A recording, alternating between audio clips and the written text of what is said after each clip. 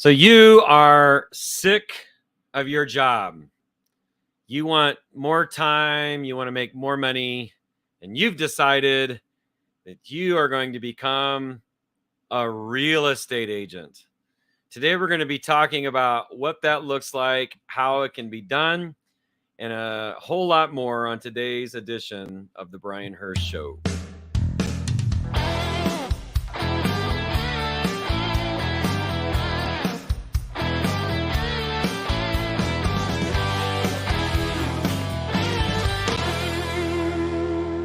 Well, good morning, good afternoon, or good evening, whatever time of the day it is that you are watching and or listening to today's broadcast of The Brian Hirsch Show. We are absolutely delighted that you have decided to join us. I would say it's probably somewhere around 1 to 2 times, maybe 3 times per month, or about 30 to 40 times per year that somebody approaches me and asks, I'm thinking about getting into real estate, and more or less, what should I do? So I can tell you what I tell most people, and then we're gonna delve in a little bit more into this with our guest today. But the first thing you got to do is go to school and get your license. There is a school that I recommend, Allied Real Estate School. You got to take 3 classes. You got to take principles and practices of real estate along with an elective. Now, I don't know why, but I chose to take real estate law as my elective. That was not the most exciting or fun class, but that's what I took. And once you pass all your classes, then you schedule your state exam. You take the state exam, and upon passing it, you are now eligible to begin working as a realtor in the state of California.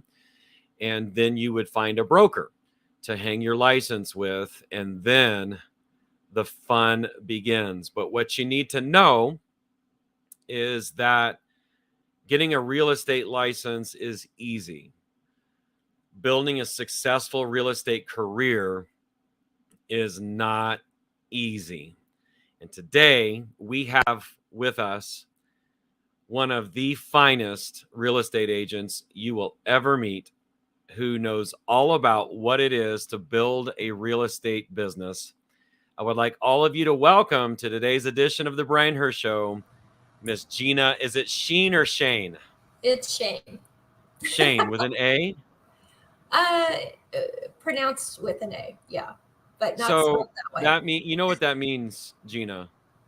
That means for the last 13 years, I've been mispronouncing your name. You and pretty much everybody else. I'm not alone.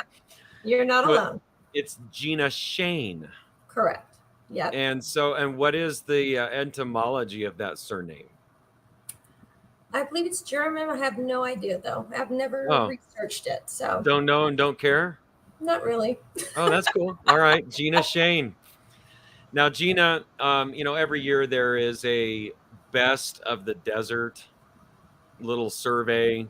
People can vote for who the best of the desert is. And I don't care who it is that's named best of the desert. There ain't anybody better than Gina Schene.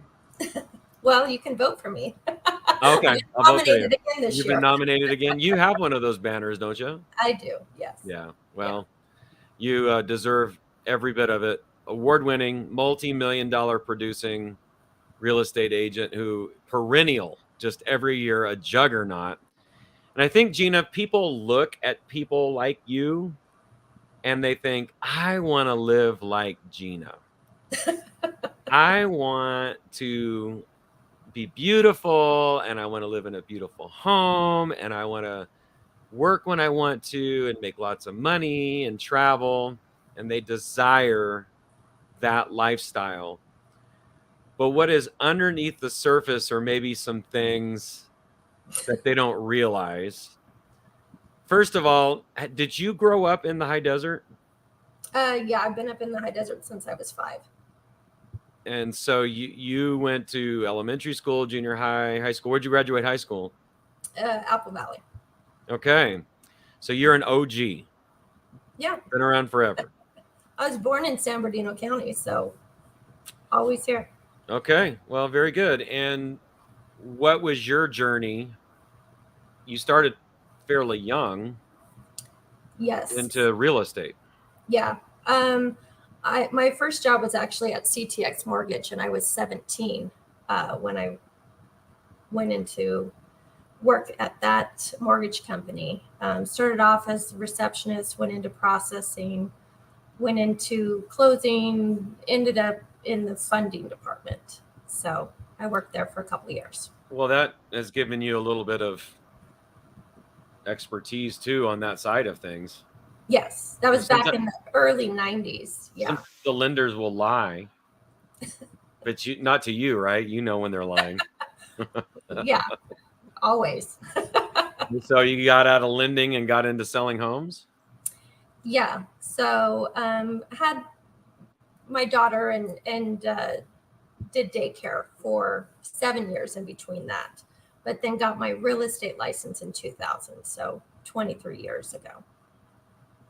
Right before everything started going up into the right. Yes. Yeah. Mm-hmm. What did that look like the first couple of years?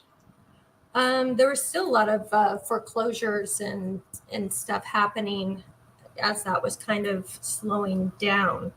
But that was the majority of my career in the beginning because I was working with Craig Cooterly at that time, and that's what he was doing. So that was what I was kind of brought in to do, and so that's kind of different too It when you're on is. that side, Yeah, as it you would is. know with your mom. Yeah. Yeah, and 'Cause for the audience that you may not know, and this, Craig may be somebody we need to bring on and talk a little bit about foreclosures, or my mom. My mom was a guest a few months ago. Uh, for the audience, maybe to help them get their mind wrapped around what that looks like. I mean, you got a house that goes back to the bank. Now the bank owns it, and the bank will then solicit the representation of a real estate agent and brokerage, and that's what Craig did for eons. That's what my mom did when I first started. And now the bank is listing the house for sale. And that's what you were doing? working with him, yeah. So I was handling, the paperwork that is all with that because the banks require their own Yep. stuff. So yeah, helping him with that, and he uh, was, obviously the agent that was handling it. I was just kind of assisting him with that. When did you start branching out on your own? It was a couple years into it. I mean, I sold stuff and listed stuff still on the side kind of thing. But I was mainly working in the office with him and some of the other agents like Helen Barkowski and Gail Stackelhouse. Because when I first got hired at Shear Realty, Bob Shear was like, "Oh, you're young." I think I was 25. He's like, "Why don't you, assist an agent and then you can get kind of paid to learn." So I was doing that, but I was also still selling stuff as well because I came in licensed. It was just that back then there was not a whole lot of younger agents. It was more older, and so it just kind of was. It was well. It's a big deal right now still to buy a house, but it just like when you would buy a house, you wouldn't be buying it from somebody younger than you. Usually, it was something that you needed to be, I don't know, more experienced. Where I think that has changed into this field.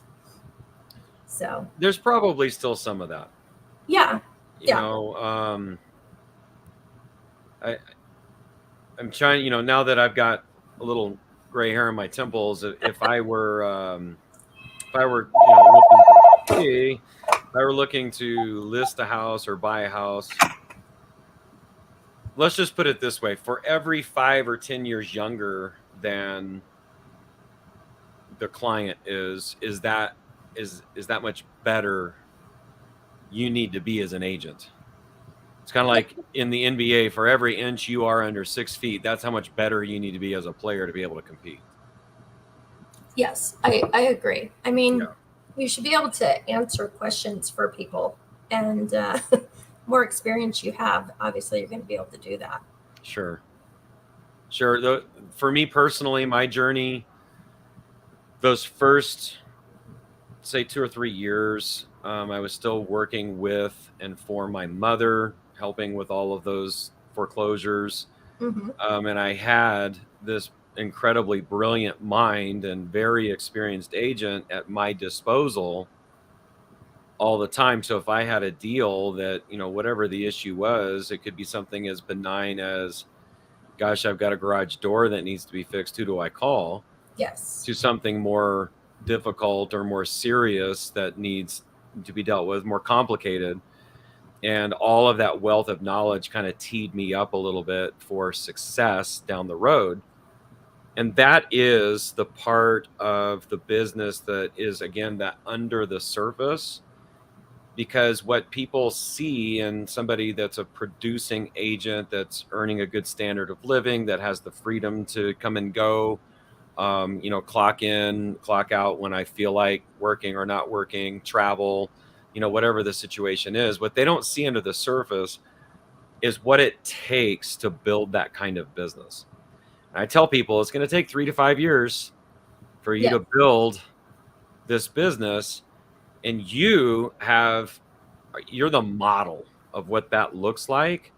You have how many people in your database that you stay in front of?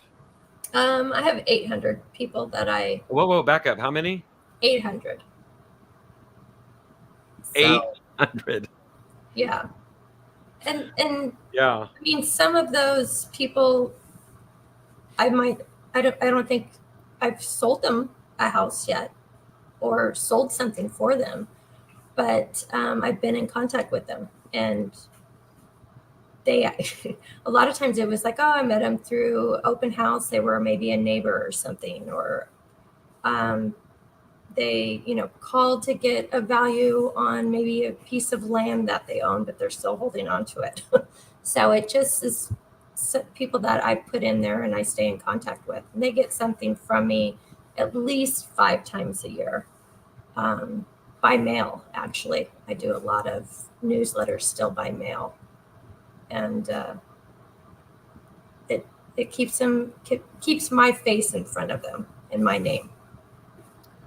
And so the bridge to build from having 0 people in your database to 800 people in your database, for somebody that's saying, I'm thinking about going into real estate. By the way, how many times do you have people approach you with that? Hey, Gina, I'm thinking about going into real estate. When the market's really hot, obviously it's more people. As things slow down, then it's less.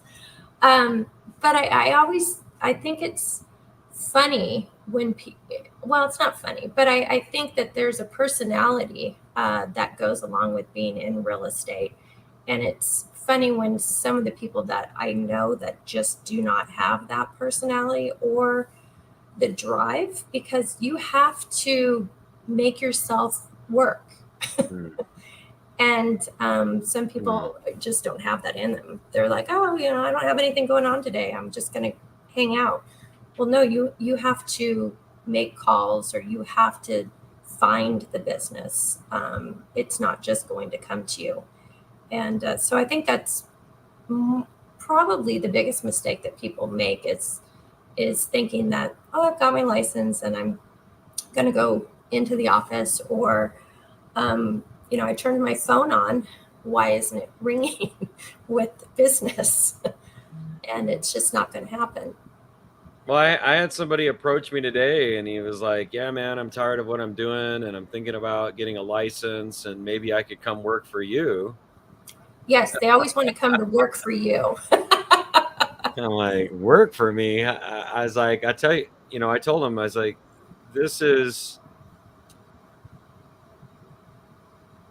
you can come work for me, but you're bringing me leads.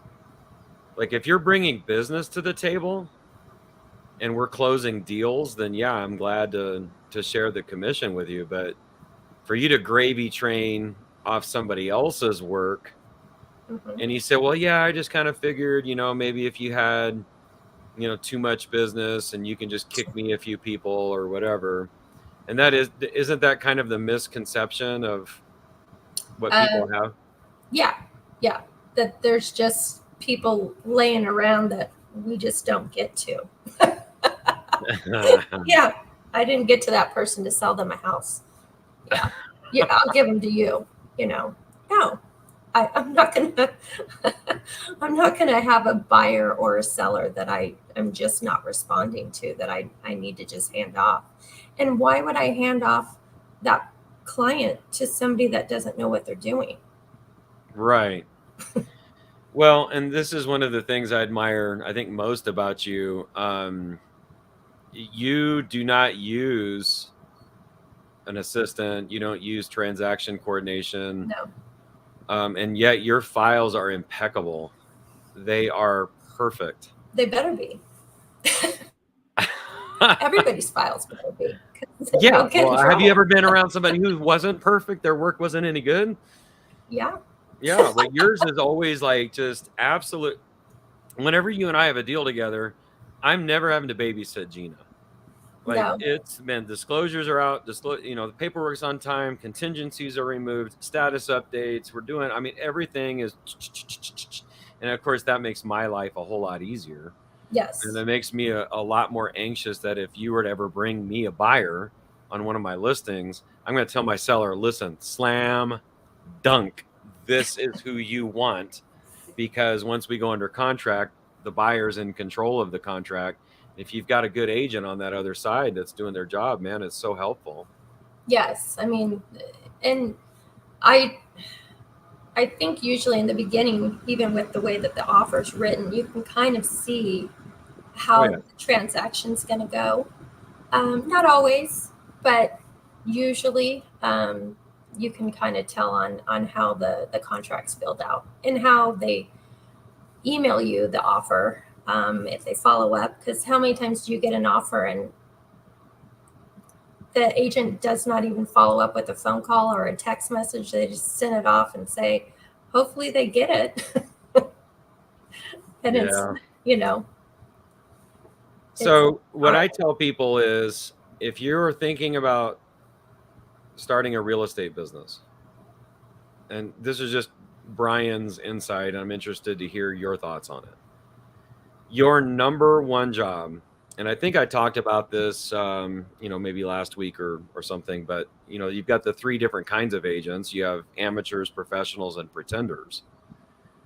And the gap between amateurs and professionals is skills. So you need to develop the skills, you need to develop the knowledge, the experience, all of the things that you spoke about earlier, where you went to, somebody else's file and you're looking at it as a template to figure out how should I handle my contract, right? So you gotta gain all those skills.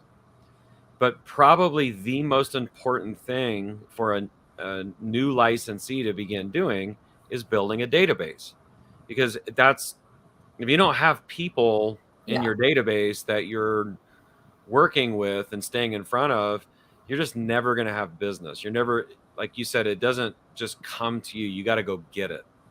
I guess the exception would be is if you're working the up desk. Which is hard these days because back when I started in 2000, we didn't have cell phones on our for sale signs. It was the office number. Right. So people were calling in and people were walking in a lot more than they are today. I mean, things have really changed since COVID. People don't want to leave their house. They We used to have people that would ride in the cars with us, and we would show them Right. houses. That doesn't Yeah. happen anymore. I can't remember the last time I did that. Yeah, Um, it's almost always, listen, I'll text you the address, meet you at the first house. I put the tour together, map it out, and they just follow me around. People are more comfortable with that, but because everything, and think about it, we DoorDash our food now. right. So Instacart. You don't go to the yeah, store. so people are going to DoorDash their agent too, right? Yeah. So if you're not building the database, the odds of you closing even one deal is pretty remote. And the best and most efficient way to build a database is what? Your family and friends first. Okay. So yeah, hopefully they'll give you a shot since you're new, because some of them already have agents and they won't. But starting there, then your maybe kids are in sports, something like that. You're gonna try to work that area, school, your kids in school or something like that. If you go to church, you're going to start there. Then if you're in, if you work out, maybe at the gym or fitness class, that kind of stuff. But yeah, looking at who's in your phone, what's the numbers that are saved in your phone, and who are those people? Yeah, and I mean, you could do something as simple as sending a flyer or a postcard or a little letter to everybody in, what you're referencing now is your sphere of influence. Sure. The people you know. I mean, just as simple as your phone contacts, and just saying, "Hey, I'm pleased to announce I have attained my real estate license. I'm working at First Team Real Estate or whatever the brokerage is." The caveat that you had mentioned a minute ago, because I would advise anybody to stay away from giving real estate business to a friend or family member simply because they're a friend or family member, because there's too much at stake. They need to be good at their job. And if they're brand new, it's fine, but they should be working with the Gina Schenes of the world. Yeah, I would hope that they would have a mentor that they could go to. Correct. Yes. And do you attribute a lot of your success to those who mentored you? Oh, definitely. Yeah. So that's Craig, but who else? Gail Stackelhouse, Helen Bartkowski, Craig Hooterly, those three. I learned. Legends. Yes. Legends. all three. Yes. Legends. Let me tell you something about Helen Bartkowski. So again, this is going back a number of years ago when I saw a video I did from when I first started working. I had more hair and it was darker. I don't know what happened. But I think I had a buyer, if I remember right. And I was going to show one of her listings. And in those days, she worked in the Apple Valley office. I didn't know her personally. And I asked my mother, "Hey, who is this person, Helen?" Like, again, that's the mentorship, right? I go to my mom. "Who is this?" Mm-hmm. And you know my mom. My mom's not going to pull any punches, right? She's going to tell it straight how it is. And if it was somebody that she didn't have any regard for, she'd be like, she's stupid, or she's lazy. Oh my gosh, whatever. And but I remember she did the side thing and that kind of gesture and said, "Best in the business." She's she's a great role model. So I knew, okay, this is somebody that I can learn from, that I'm glad to work with. And if those three were your mentors, it is no wonder you are who you are. Very lucky. Mm-hmm. So you start working your sphere of influence. Hopefully, if you're new, you've got a good, one of the great agents helping you. For me, in the early going, I was like, listen, what you have behind you is the Hearst team, and we've sold a bajillion homes and have 25 years of experience and blah blah blah. And of course, I'm really talking about my mother, but then for me, and I'm interested to hear your take on this, and generating new business, that meaning somebody outside your sphere, or in your case, you've got a number of past clients that you stay in front of. When you're brand new, you don't have any past clients. So, but then it's the new business, people that aren't past clients or aren't in your sphere that you would come upon that have a real estate need. And in my opinion, the most efficient, cost effective way of developing that portion of your database are open houses. You Yes. can just simply advertise an open house and you turn a house into a car lot where the clients are coming to you. Now, there is a skill that goes along with working that open house. When somebody comes into my open house, they pretty well have to tell me, I don't want to talk to you, for me not to get their contact info. I'm not sitting over at a little side and say, "Oh, hello, sign in. Here's a glass of water." No, no, no, no. I'm engaging. As soon as they Yes. walk through the door, I say, "Hey, how's it going?" I'm enthusiastic about them being there. I shake their hand, tell them, "Hey, my name's Brian." And if they're kind of standoffish, saying your name, well, my name's Bob. Great, Bob. And I'll just ask them the question: Are you out house hunting today? Oh, yeah, we're in the neighborhood. We were just saw there was an open house. We decided to stop in. Great. Do you live in the area now? Oh, yeah, we live right around the corner, blah, blah, blah. Do you own or rent? We own. Immediately, I know what's going on. They're thinking of selling that house and buying something else. Mm-hmm. So I'll say, okay, so you're thinking about maybe selling that house and buying something else? They say, yes. I'm glad to send you a market analysis and I can send you a list of homes similar to this one if you wish. And most of the time, the people say, absolutely. And I have my phone right there. I say, what's your name again? Bob, blah, blah, blah. What's your cell number? Email? Great. I'll have this over to you by the end of business today. And guess what, Gina? If I get one person to do that, I win the day. Well, yeah, that's successful because you got a contact.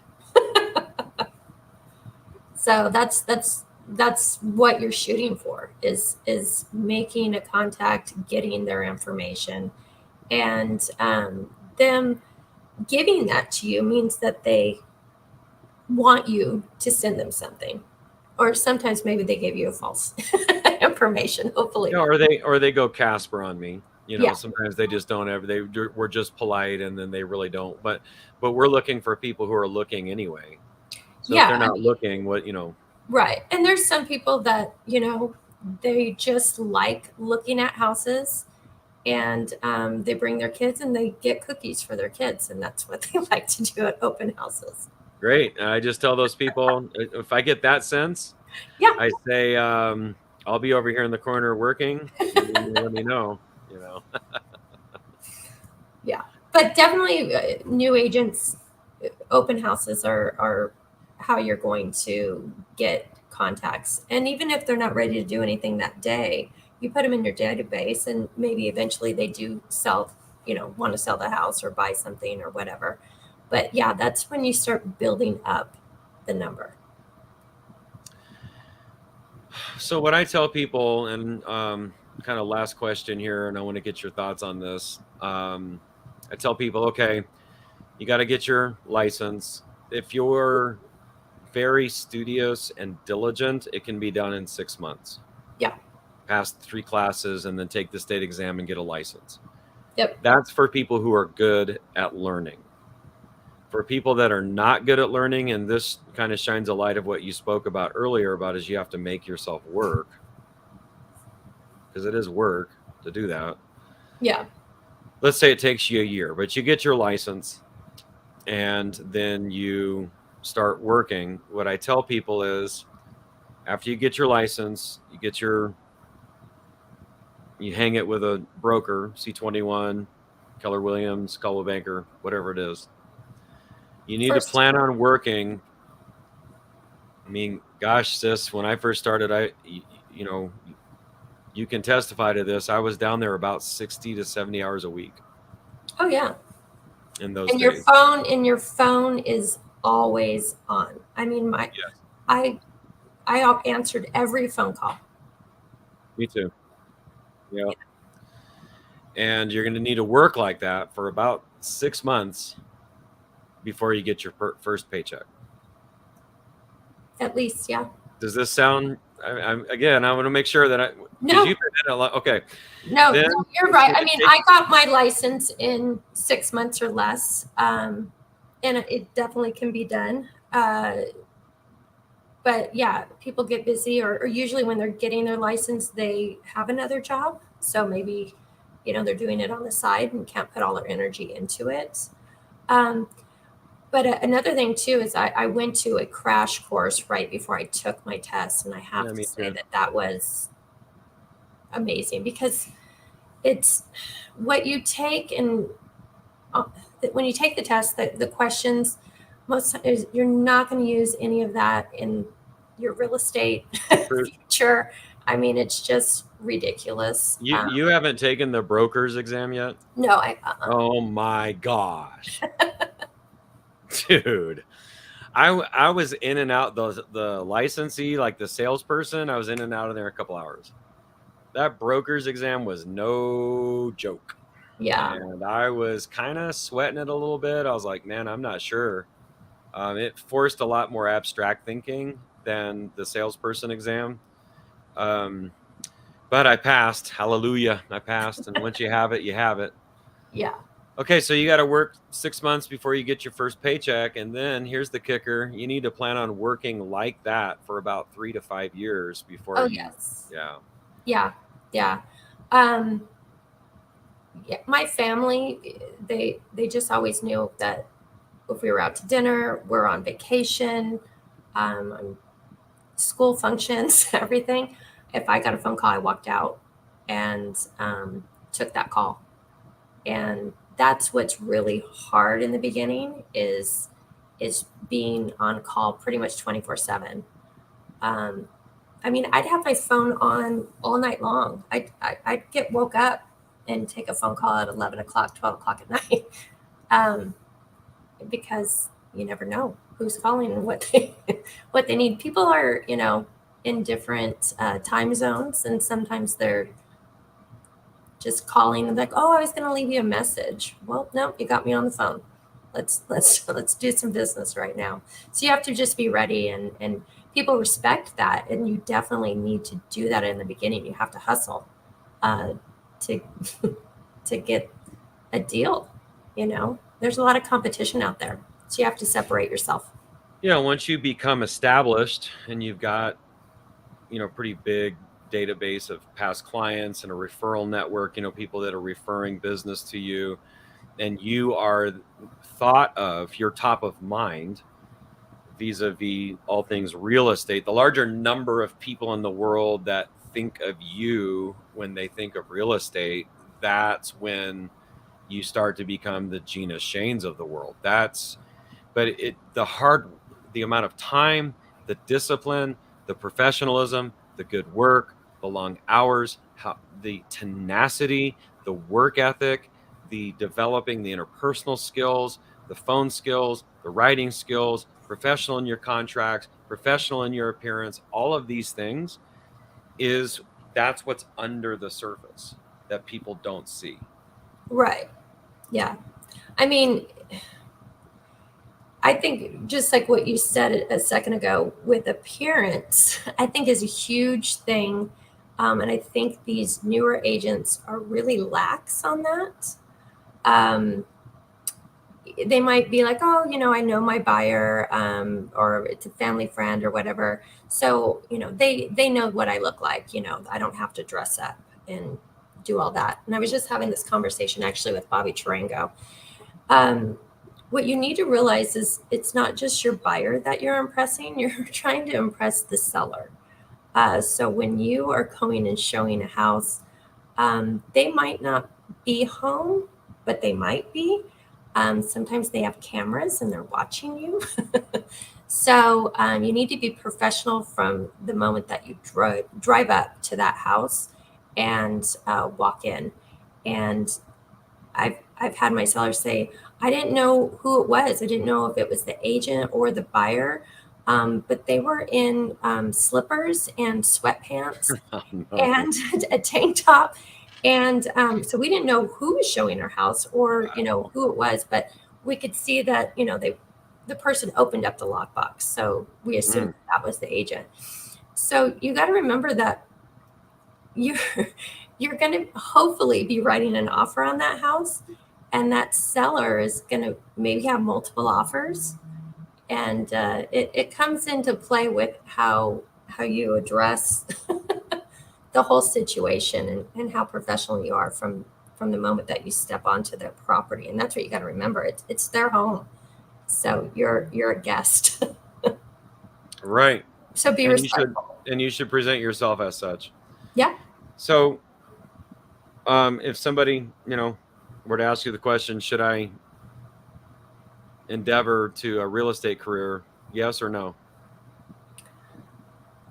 Depends on the person. And I usually laugh when they say that, because they have no idea what they're Right. getting themselves into. And so much of our job is actually being a counselor, and you need to be a good listener. Sure. Because it's these deals that we're doing a lot of times are with people that are going through a divorce, Mm-hmm. or they've just lost somebody. Yeah, I just remember I told you the reason we came on a little late is because I got pulled into Yes. go walking a house. Well, Yeah. the people I met, they're an elderly couple. They got to be 80 years old, and they lost their son to cancer. Mm. It was his house, and now they're having to deal with it. Man, Yeah, it's better hard. have yeah. Yeah. You have to be My mom joked, you get passionate. you're a counselor, you're a lawyer, you're a contracts expert, you're a salesperson, and my background, as you know, is the nonprofit world and ministry, pastoring. I was like, I literally think of these people as like I'm their pastor, like I'm walking them through a major transaction. Yes. Occasionally, you get the person that's just straight business, but most of the time, there's tons of emotion, and it's Right. like there's a lot going on there. So, well, Gina, you are the cream of the crop, the very finest. And usually we segue out of this portion into the weekly market update, but I'd like you to stick around for it and Sure. shed some insight because you've got so much more history than I do. Before we get into the weekly market update, a reminder to please like, share, and subscribe to this channel and to the podcast. That way we can get it out to more people and help them in real estate and in life. Okay, here it is. This week's market update. So a little caveat. This is 6 municipalities: Victorville, Apple Valley, Hesperia, Adelanto, Phelan, Oak Hills, and Hellendale. Would you, in taking a look at these numbers, include Barstow and Lucerne? Would I? Yeah. No. I think that. The reason I don't is because the absorption rate in those areas is lower. Right. So it's going to skew the numbers a little bit on like active listings, and then the other thing is the median sale price is it doesn't really, if you include that, you kind of bake it all into the cake. Right. It'll skew what the market really, like if somebody was looking for a house or they're looking to sell their house and we can give them roundabout numbers on what the market is doing, it'll skew it just a little bit. So that's why I exclude those kind of outlying areas. Pinion Hills, Wrightwood, I don't put any of that in. So Yeah. this is for today. So last 30 days sold 329. What do you see about that number there? It's going to continue, I think, to go down as we approach the holidays. We're kind of ending our selling season. We hadn't really had selling seasons during COVID. It started, I would say, last year, but I think it's going to even be hitting us a little sooner this year than even last year. The slowdown? Mm-hmm. What makes you say that? I can just kind of see it already happening already. It's just the listings that I have. It's like if you put them on the market, it seems like even after September, after Labor Day, it does slow down. But then you kind of get that little kick of people trying to get in before the holidays too. But I just see our inventory it's so low. And that's the biggest thing. Yeah, 329 homes. And again, to give reference point for those of you who may be new to the show or whatever, our market historically has moved around 5,000 to 6,000 homes a year. That would be somewhere between 400 to 500 homes per month sold. Between November and January, you'll see it in the 300s usually. Then it'll start to kick up after the first of the year, reach its zenith in July. We slow down in August. It picks up a little bit again in September and October. And then November to January, it slows down. I don't think we topped 400 homes in any calendar month this year. And that's huge. Yeah, and my personal business, I don't know if you're slower, but my personal business, I bet I'm down 30% year over year. Yeah, definitely slower this year than last year. They're saying that, hopefully we're not going to have another rate hike. So until the rates start coming down, I think that we're going to still stay at this because people have no reason to leave those lower interest rates that they have. Right. So the only people selling are the people that have to sell because of a major life change. Correct. Yeah. Job transfer, something, a death. Okay, our median sale price is $422,000. So we're right where we kind of peaked last year. Yes, and year over year, the same period. So this would be August 12th to September 12th, 1 year ago. We sold 388 homes. So we sold more homes, 15% more homes, and a median sale price of $415,500. Okay. So the prices, I mean, albeit it's only 1.5%, is a little higher now than it was 1 year ago. And they remain stubbornly high. Stubbornly high. Now, it was about this time last year that we started seeing those rates creep up. If I remember, it was the third quarter of last year. They started creeping up in May, actually, of last year. This time last year is when our inventory creeped up. We had a lot of inventory and not new buyers because of the interest rates. So we finally got our inventory down, and that's when the houses started moving again. Well, in escrow, we got 522 homes in escrow at a median sale price of $429,000, and then, like what you said about inventory, 742 homes for sale, which is nothing. We should have twice that. Yeah, and then look at that median sale price of the listing, $465,000. Yeah. So that tells you that where things are moving is, between 350 and 450 is where it moves. That I'm sure that median sale price is reflective of the higher priced homes that kind of stay around longer. Yes. And then our current interest rate 6.5 to 6.625. And that's actually a little better than it was. Yeah. I was going to say that actually looks pretty good. Well, yeah, I mean, I guess relatively speaking. So before we get you out of here, Gina, give us a little historical context. When I first started selling homes, our median sale price, I think, was around $104,000 was our median sale price. So this was summer of 2011. I remember seeing, like a kind of your garden variety, 3-bed, 2-bath, 1,500 square foot house just 5 years prior, where they were selling for $350,000. And that was kind of our median sale price in those days. And I thought, we'll never see that again. Yeah. And here we are in the force. Yeah. And what does your crystal ball tell you next 2 to 3 years? I don't see it coming down. Yeah. I just, we have a housing crisis. We don't have enough homes. So how can it come down? I just don't think it ever will. Yeah, we've made single family residences so scarce. At the same time that, and this was some things I've talked about with people on the show, that we're 15 years in of underbuilding.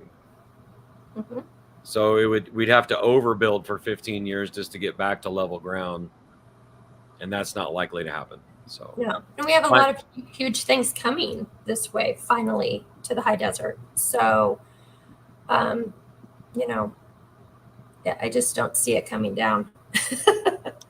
Me neither. And you can go back and watch previous episodes, and I talk about this with a number of people. Mike and Bobby have been guests on the show. Um, Final words, last thoughts as we get you out of here. For people becoming agents, Sure. Be ready to give up a lot more time than you think you're going to have to. I think is the biggest thing. Is they think that it's something that you can do easily, and it's just not easy. So, Yeah, just like you said, be prepared to give up a lot more time. Some people think that they could do it part-time on the side. I don't think it's. I mean, you can try that, Yeah. but you're not going to be successful. No, or consistent. No. Yeah. Well, Gina, you're a treasure trove of knowledge. I always enjoy sitting with you in your little corner office and talking real estate with you. I learn something from you just about every time. You've been such a blessing to our show and added value to me personally and to our audience. And thank you so much for coming. We hope to have you on again soon. Well, thank you, Brian. It's always a pleasure talking with you as well. All right, sis. Thanks again. Have a good day. You too. There she is, ladies and gentlemen, Gina Schene, one of the finest in the business. And I hope that our conversation about what it looks like to get into this crazy business has been helpful to you. We appreciate all of you listening and watching, and we are serving your dreams here on the Brian Hirsch Show. We want to add value to you and help you in real estate and in life. Until next time, we'll see you again on the Brian Hirsch Show.